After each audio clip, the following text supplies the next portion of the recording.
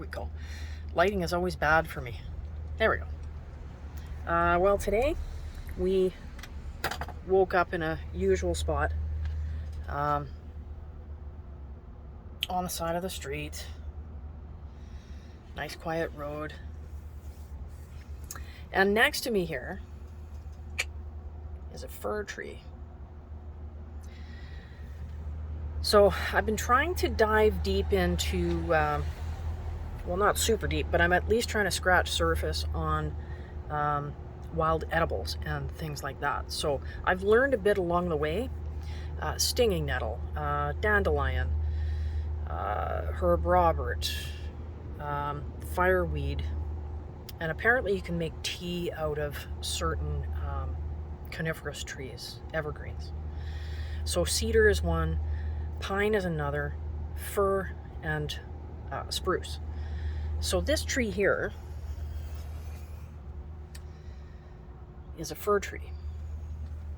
I've already picked some of the spring growth off of it, just kind of taken random pieces off the ends of the branches. Nothing that's going to harm the tree in any way. And I've put them in a jar, and I'm going to try, and this is a first attempt, so I'm going to add some hot water to it, boiling water, and we're going to make a tea out of it. So the way that you know that this is a fir tree, there are some specific things that you can look for to identify it as a fir tree. Number one would be the bark, but seeing as how, here I'll flip this around, but seeing as how, pardon me, this tree is fairly, like, there's a lot of leaves, branches, well, they're not even leaves, they're needles, but everything is close together and you can't see the trunk from it. I would poke my nose in it, but I don't know what's in there, and if there's any critters in there, I don't want to be disturbing them. But if I was able to see the trunk, I could identify it as a fir tree based on the bark. But since we can't see that, we're going to go by the needles. So when I picked the tips, the identifying features on a fir tree. So that's, let's get it against the table here. So that's what a fir tree tip or I don't know if they're considered leaves or not, but anyway, these needles grow off of a stem. So fir trees tend to have flattened stems. And then of course the needles grow all around. But they kind of have, it's a flatness about them. And on the surface they sort of look a lot like spruce. But the identifying feature on a fir is the needle itself. So when you go on the underside of the needles, again, this is a flat side. You can't really tell from here if I was to see what I'm saying. So they kind of grow flat. But another identifying feature on the needle is the backs of them. So the underside. This is how they grow. You can see them there. So by all appearances, they're just green.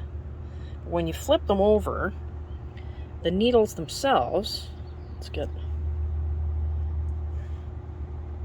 if we can even get it focused on that.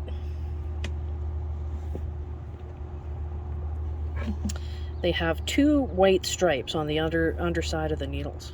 I don't know how, can we even see that?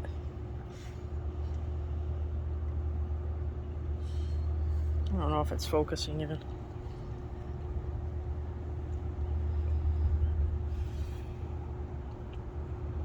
Anyway, there's two white stripes on the underside of these needles.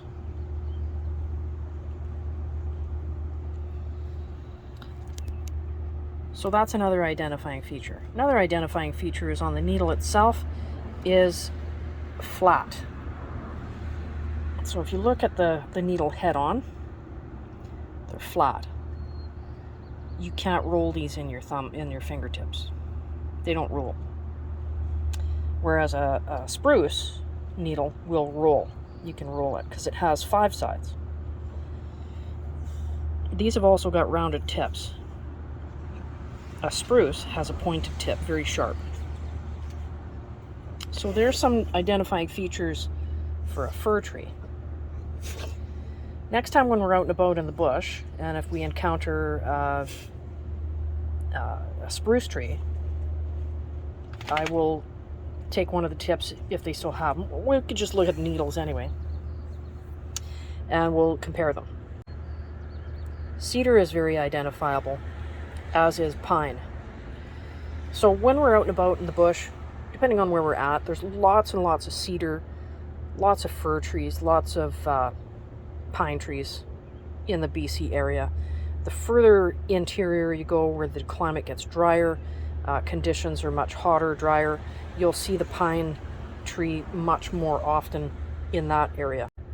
Right here in the west coast of BC, it's considered a temperate rainforest, so there's a lot of fir trees, lots of spruce trees, and a ton of cedar.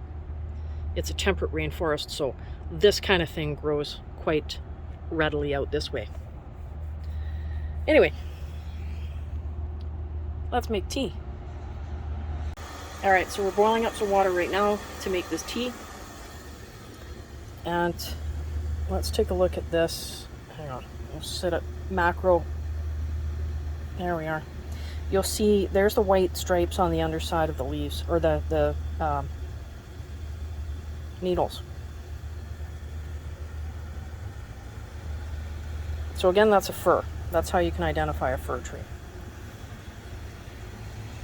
And the needles themselves are flat, with rounded tips. Okay.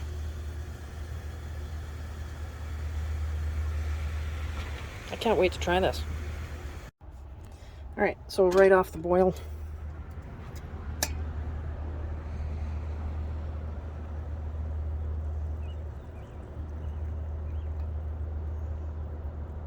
okay, right to the top, and we're going to let that steep for about 10-15 minutes. All right, so a good 15-minute brew. These have now turned sort of a yellowy green. They can be tossed. And the tea, there's not really much color to it. A very, very slight haziness to it. But nothing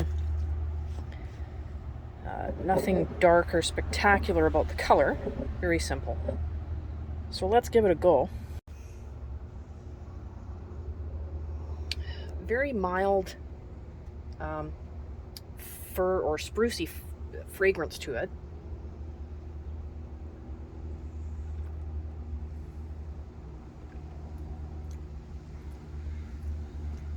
Kind of flowery.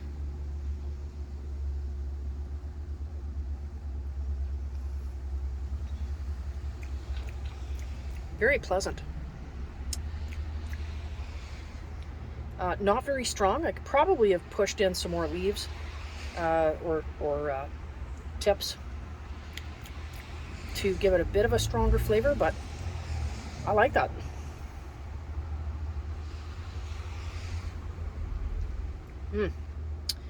I would definitely do that again. Anyway, so again, that's a fir tree.